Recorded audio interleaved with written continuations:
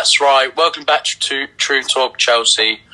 In today's episode, we're going to be making a combined 11 of Chelsea versus Everton ahead of our game against them on Saturday. Generally, we make a combined 11 whenever Chelsea face a Big Six club. However, Everton have had a good start to the season, and I think they've got a very good squad, and thus we're going to be making a combined 11 of both the clubs. Before starting the video, I would like to ask you guys to subscribe to our channel.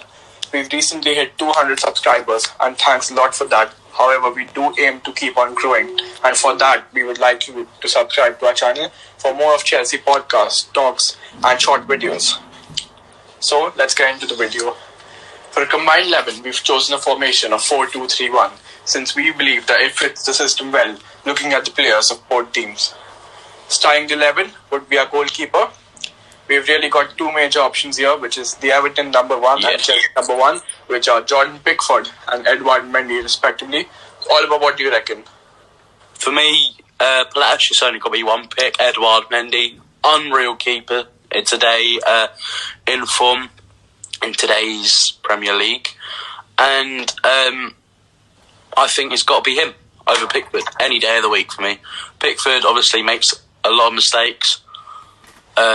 Can sometimes be a bit iffy in goal. So for me, 100% got to be him. Yeah, I don't think it's much of a debate over here.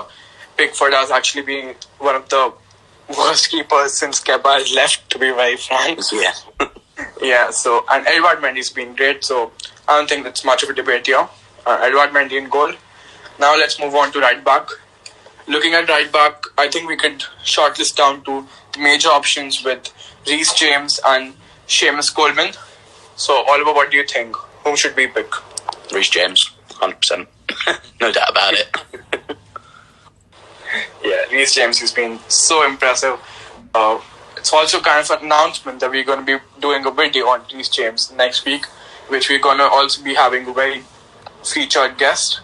So make sure you subscribe to our channel. Make sure you follow our channel for that very interesting video. Moving on with 11, we're going to have two centre-backs. So, as you know, we've got Thiago Silva and Kurt Zouma for Chelsea. We've also got some other options like Tomori and Rudiger. But both of these have been main centre-backs for Chelsea. Looking at Everton, you've got the likes of Yerry Mina, Mason Holgate, and Michael Keane, who've been major centre-backs. So, what do you think should the two main centre-backs should be? For me, Kurt Zouma and Thiago Silva been absolutely exquisite for us. For them, I think Holgate, not really my cup of tea, and I think Thiago Silva's 100% got to go in there. So, yeah, I think it's definitely the best centre-back option. Alright. So, till now it's been a complete Chelsea 11. We've got Mendy in goal, Reece James at right back, and Thiago Silva and Kurt Zouma at centre back. However, we are going to have a first Everton player here at left back. The two major choices, the two major options from which we had to make a choice was Ben Chilwell and Luca Dean, and we chose to give it to Luca Dean. The reason behind this is because of the brilliant form the French left back has shown.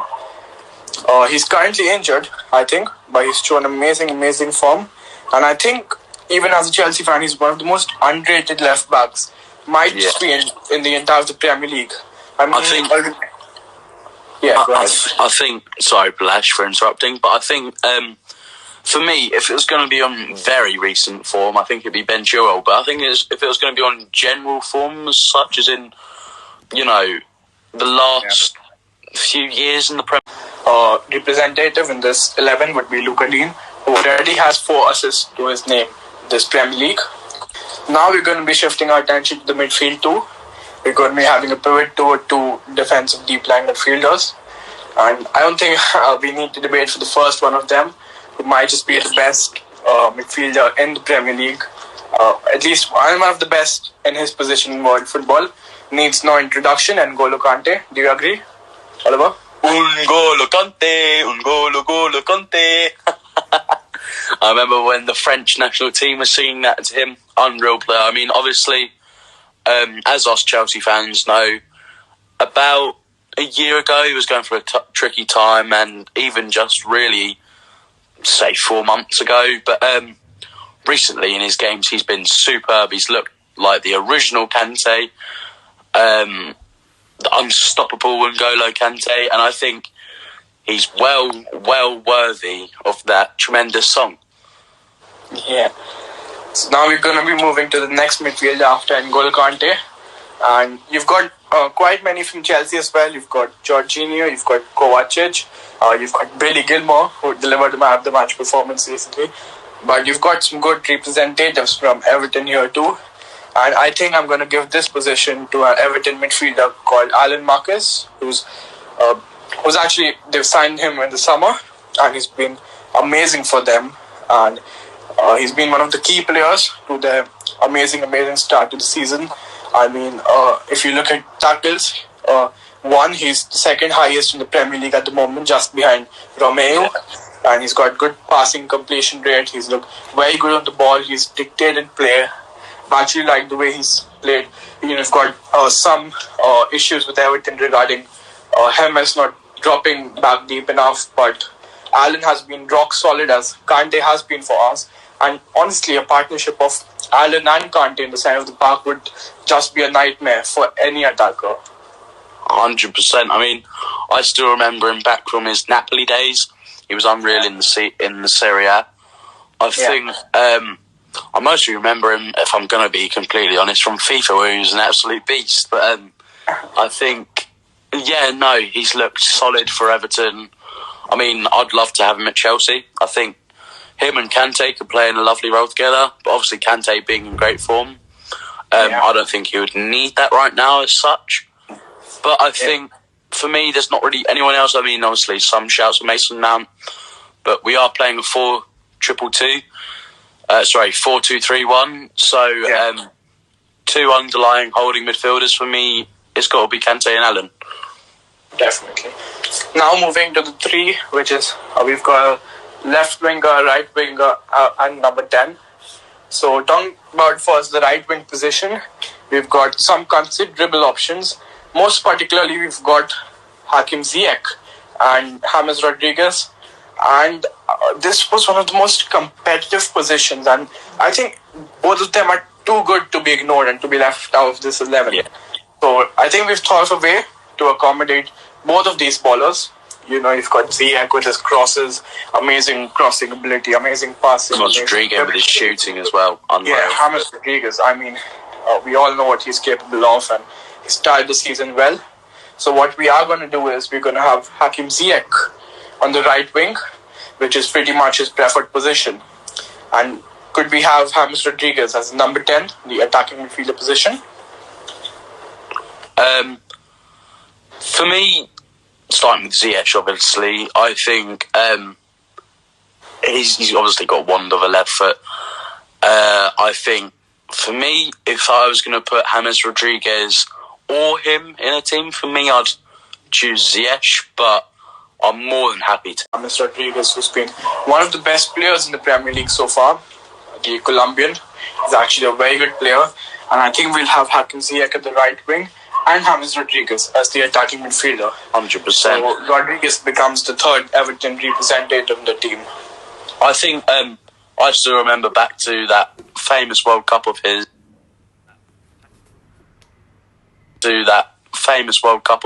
Where, do you remember that volley which went in off the crossbar? Unreal. One of the most famous goals in recent football history. I remember watching that live, and I remember thinking to myself, "Yeah, what a bowler!" And then bloody Real Madrid went and signed him, so he had no chance. But I think definitely the right option. And Palash. Now, who are we having on the left wing?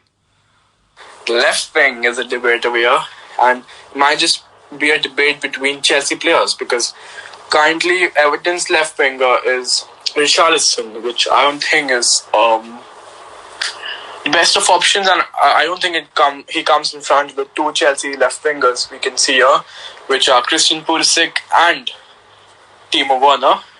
So Oliver, if we have to choose between these two ballers, amazing young players, amazing experience for their age, or fan favourites, both of them, who are you going to pick? Personally, for me, you have to have Werner in the team. If you have the option of having Werner in the team, you have to have him, because no matter what, even if he misses chances, he's going to score you goals still. He's a goal machine. I love Pulisic. Personally, I think Pulisic is better on the left wing, but you just have to have Werner in the team for me. You have to. So that's why I think we're going to put Werner on the left wing, are we, Plash? Yeah, I would agree with that. Even though I do believe that Werner's best position is up or top, and Christian Pulisic might just be a better winger than Werner. But he's got his injury concerns, even though we're not exactly considering injuries from this 11. Werner's been amazing, and I think he's a little more experienced than Pulisic.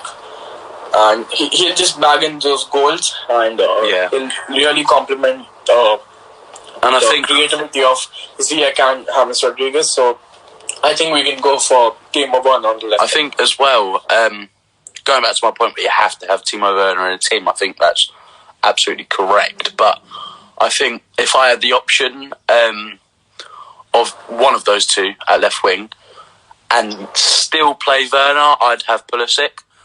But because Werner would not be able to go in the striker spot, because I think you guys may have figured out who we're going to put there, based on recent form, of course. I think we've got to have Werner at left wing. So, Palash, who are we playing at striker? Position. Yes, the final position is the striker position.